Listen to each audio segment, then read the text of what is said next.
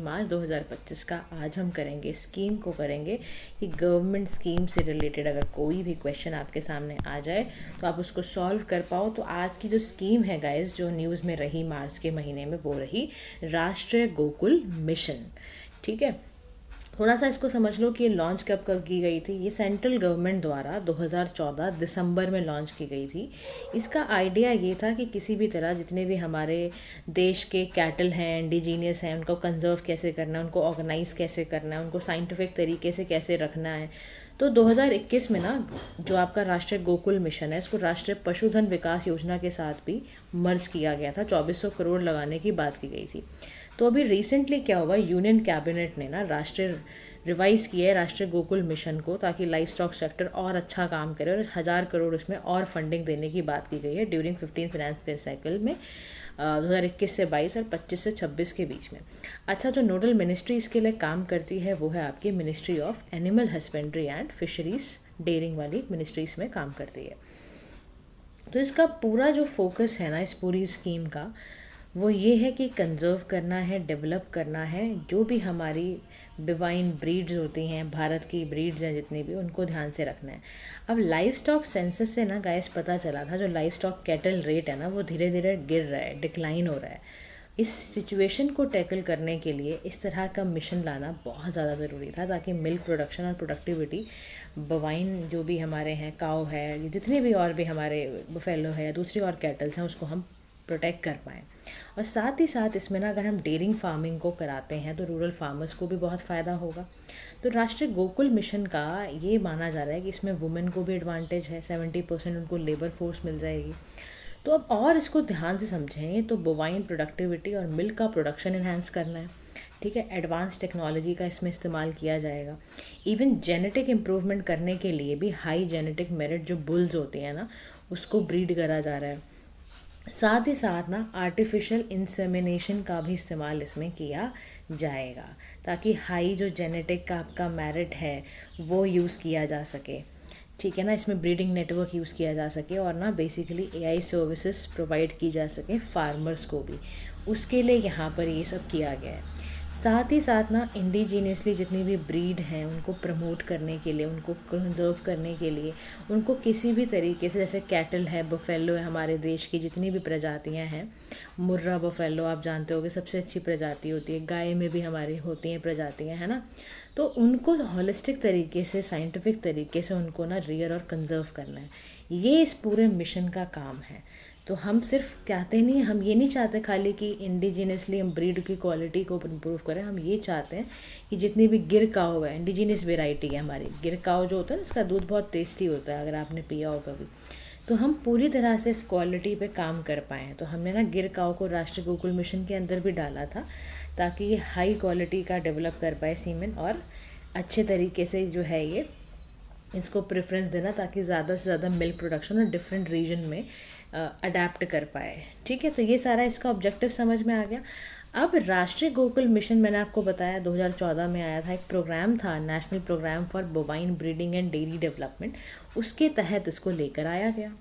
फिर जो इसको इम्प्लीमेंट करता है वो डिपार्टमेंट है हमारा एनिमल हस्बेंड्री एंड डेयरिंग का, वो काम करता है। 100% ग्रांट इसमें सेंट्रल गवर्नमेंट द्वारा दी जाती है, फ्यू एक्सेप्शंस है। सेंट्रल सेक्टर कंपोनेंट है, सारा का सारा 1000 करोड़ गवर्नमेंट के द्वारा आया, 34 पूरा, उससे पहले 2400 करोड़ था, तो पूरा 3400 करोड़ इस पर लगाया जा रहा है फंडिंग। ठीक है, न्यू कंपोनेंट जो इस बार डाले गए हैं उसके बारे में भी बात करते हैं। देखो, न्यू कंपोनेंट जो रिवाइज्ड मिशन में डाले गए हैं वो क्या है, हेफर रेयरिंग सेंटर, यानी गवर्नमेंट ने वन टाइम 35% जो कैपिटल सब्सिडी दी है उनको दी है, जो हेफर रेयरिंग सेंटर को इस्टेब्लिश करेंगे। 30 और फैसिलिटीज़ दी हैं, जैसे कि 15,000 हेफर्स को हाउसिंग देना, या हेफर क्या एक यंग फीमेल है, डोमेस्टिक बोवाइन है, जो कि ऑफस्प्रिंग प्रोड्यूस नहीं करती है, तो ऐसा कुछ ये उसको हेफर बोलते हैं। तो इसमें हाई जेनेटिक मेरिट भी, इसमें जैसे आईवीएफ कराना पड़े तो गवर्नमेंट उसमें 3% रेट रिडक्शन करेगी लोन्स में भी, ताकि हाई जेनेटिक वाला आईवीएफ हेफर निकल कर आए। तो एग्जिस्टिंग जो कंपोनेंट थे ना, अभी समझ गए, आगे आपको हेफिंग बनाया जा रहा है, मतलब हेफर्स के लिए कैसे मदद की जा रही है, समझ गए कि क्या होता है, वो भी मैंने आपको बताया। जो और एग्जिस्टिंग थे ना उसके बारे में बात करते हैं। देखो पहले से ही ना इसके तहत यानी राष्ट्रीय गोकुल मिशन के तहत high genetic married germ plasm को अवेलेबल कराया गया था, ताकि प्रोजनी का कोई टेस्टिंग करना हो, आईवीएफ टेक्नोलॉजी का कहीं भी इस्तेमाल करना हो, वो सब चीज़ें की जा सकें। तो ना इसमें साथ ही साथ ना एक्सटेंशन भी किया गया आर्टिफिशियल इंसेमिनेशन का मल्टीपर्पज़ के लिए, सो दैट कि कोई भी अगर शॉर्टेज होती है एआई टेक्नीशियंस की तो वो दूर की जा सके। इम्प्लीमेंट करना हो national digital stock life stock mission को, उसके लिए ठीक करा गया है। साथ ही साथ डेवलपमेंट करना, कंजर्व करना इंडिजिनस ब्रीड को, गौशाला है, गौसदन्स हैं, पिंजरा पोल्स हैं, इन सब को करने के लिए, ताकि वो इंडिजिनस नीड्स को, ब्रीड को फुलफ़िल कर पाएँ। साथ ही साथ अवेयरनेस देना, फ्री ऑफ कॉस्ट फार्मर के डोर स्टेप पे वो फ्री ऑफ कॉस्ट दे पाएँ। अवार्ड दी जा सके फार्मर को, गोपाल रत्न कामधेनु। तो जब फार्मर्स को अवार्ड दिया जाता है ना, जब वो कुछ ऐसी अवेयरनेस के साथ काम करते हैं, तो उनको कामधेनु अवार्ड दिया जाता है। ऐसे ही उसके जो भी एआई वर्कर्स हैं, जो आर्टिफिशियल इंसेमिनेशन वर्कर्स होंगे, उनको ट्रेनिंग देना प्रोफेशनल्स द्वारा, रिसर्च डेवलपमेंट करना, ये सारे काम हमारे चल रहे हैं। तो इनिशिएटिव इसमें क्या क्या लिए गए हैं कि जितने भी हमारी, जैसे गिर काओ आपकी इंडिजीनियस है, मुर्रा बफेलो जैसे हमारी है, अवार्ड देना उन फार्मर्स को जो ऐसी चीज़ों को रियर कर रहे हैं। तो कामधेनु अवार्ड, गोपाल रत्न अवार्ड दिए जा रहे हैं, गोकुल ग्राम्स बनाए जा रहे हैं, और इवन नेशनल जो आपके कामधेनु ब्रीडिंग सेंटर हैं, इनमें भी जम प्लाज्म या आंध्र प्रदेश और वगैरह में बनाए गए हैं। तो ये भी एक तरह से बनाया गया है सो दैट वो ना अच्छे से अपनी इंडिजिनस काओ वगैरह या जितने भी उनके पास और भी लाइफ स्टॉक हैं उसको अच्छे से कर पाएँ। ई पशु हाट भी बनाया गया है नकुल प्रंजन बाजार के अंदर। ये ना एक ई मार्केट पोर्टल है, जिसमें ना जो भी ब्रीडर्स हैं, फार्मर्स हैं, कोई भी क्वालिटी जैसे डिजीज़ आ गई, मान लो बोवाइन जम प्लाज्मा या कुछ भी आ गया, उसके लिए यहाँ से दूर कर सकते हो, आप बातचीत कर सकते हो, इस पोर्टल पे कनेक्ट कर सकते हो ब्रीडर्स को, फार्मर्स को। एडवांस रिप्रोडक्टिव टेक्नोलॉजी का इस्तेमाल किया जा रहा है, ताकि ना जो भी फीमेल पैदा हो ना, या जो भी वो पैदा करे बच्चा, वो ना डिज़ीज़ फ्री हो। बहुत ज़रूरी है देखो डिज़ीज़ फ्री पैदा करना, क्योंकि मैंने आपको बताया ना अभी कि जब लाइफ स्टॉक का सेंसस हुआ 2019 की बात बताती हूँ मैं आपको। लाइफ स्टॉक सेंसस हुआ तो उसने बताया कि जो 70% इंक्रीज़ हुआ है जो गिर काऊ है उसके अंदर सिंस 2013, मतलब उससे पहले ना बहुत डिक्लाइन जा रही थी इनकी पॉपुलेशन, मैंने आपको बताया था। इन कंट्रास्ट जो एक वो है ना, बफेलो का ही नाम है सहीवाल, सॉरी आपका गाँव का नाम है सहीवाल एंड हरियाणा जो है, इसकी जो ब्रीड है ना, ये अभी तक ग्रोथ अच्छी नहीं फुलफ़िल कर पा रही है। तो ये ट्रेंड है ना, ये बहुत ज़्यादा ना, इससे हमारी डाइवर्सिटी लॉस हो जाएगी। इसीलिए हम अपनी जितनी भी हमारे देश की गायें हैं, क्या कैटल है, जो भी हैं, उनको बचाने के लिए ये सारा काम कर रहे हैं। तो आरजीएम मिशन यानी जो राष्ट्रीय गोकुल मिशन है, इसका पता है फ़ायदा क्या हुआ? मिल्क प्रोडक्शन हमारी कंट्री में बढ़ गया। लास्ट 10 ईयर्स में अगर आप कंपेयर करोगे 13-14 से लेके 23-24 में, कहाँ पहले 307 ग्राम था, देख रहे हो आप, फिगर्स देखो आप, और कहाँ 471 ग्राम्स, देख रहे हो आप। टोटलिटी में देखो कितना फ़र्क पड़ा। प्रोडक्टिविटी लास्ट 10 ईयर्स में 26.34% बढ़ गई है। तो ये डेटा ध्यान रखना। अब ना मैं ना कुछ इश्यूज़ भी आपको बताते हुए जाती हूँ, थोड़ा सा ध्यान रखना। इश्यूज़ इंडिजीनियस गिरकाओं का ना होता क्या है, इनकी ब्रीड का, एक तो ना इनकन्सिस्टेंट परफॉर्मेंस है, जैसे ग्रोइंग ऑब्सेशन है, गिरगांव।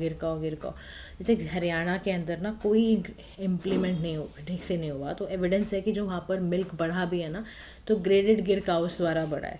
ईस्ट राजस्थान में भी आ रहा है कि मिल्क प्रोडक्शन गिरकाउस का उतना अच्छा नहीं है compare to your indigenous variety, ठीक है। तो यहाँ पर ये कह रहा है कि जैसे ना फैक्टर्स होते हैं जो बियॉन्ड अडेप्टेशन है टू माइक्रो क्लाइमेट, तो जो भी परफॉर्मेंस है ग्रेडेड आपके गिर काउस की, वो बहुत सारे फैक्टर्स पे इन्फ्लुएंस करती है। जैसे देखो गिर काउ है, वो हर्ड्स पे थ्राइव करती है, उसका मिल्क प्रोडक्शन डिक्रीज हो जाता है जब वो आइसोलेशन में रहती है। तो अगर ना हम इनको एडिक्वेट रिसोर्स सपोर्ट नहीं देंगे ना इंडिजीनियस कैटल्स को, जैसे गाय है ना एक लाइबिलिटी बन जाएगी फार्मर के लिए। जैसे विदर्भा का केस अगर आपने सुना हो, तो विदर्भा का केस में भी यही हुआ था फार्मर्स के साथ। तो सोल्यूशन में ना यही बोला जा रहा है कि ना जेनेटिकली सुपीरियर, इसीलिए ना सरकार लेकर आई है कि इंडिजीनियसली हमें ना जो भी जेनेटिकली सुपीरियर हमें एम्फेसिस करना है कि ऐसा बनाना है। जैसे महाराष्ट्र में एनिमल हस्बेंड्री शेड्यूल किया गया कि 12 से 14 में करेंगे ताकि अच्छी ब्रीड पैदा हो। तो हमें ना बेसिकली ना लॉन्ग टर्म प्रॉस्पेक्टिव पे चलना पड़ेगा, ताकि हमारी डाइवर्स काउ की जो पॉपुलेशन है वो बनी रहे, कॉन्टिन्यूस क्रॉस ब्रीडिंग हो पाए, ठीक है, तो हम ना अपने पास्ट और फ्यूचर गोल्स में ये ज़रूर ध्यान में रखें। जैसे वाइट रिवोल्यूशन हो पाया, तो कैसे हो पाया था, क्रॉस ब्रीड काउज वगैरह से ही करके ना। इसको और ज़्यादा करने के लिए हमें ज़रूरत है कि हम ना बहुत ध्यान दें अपने इस पूरे सेक्टर पर। ठीक है जी, तो ये इम्पॉर्टेंट था, मैंने आपसे पूछ लिया। तो अब ये ध्यान रखना है आपको, इसी को इस हिसाब से पढ़ के जाना है, सो दैट जब आप प्रीलिम्स का पेपर दो तो आप में कोई भी ना डेटा भूलना नहीं है। ठीक है, this is all for today guys, आज के लिए इतना ही। Thank you so much for listening, have a nice day to all.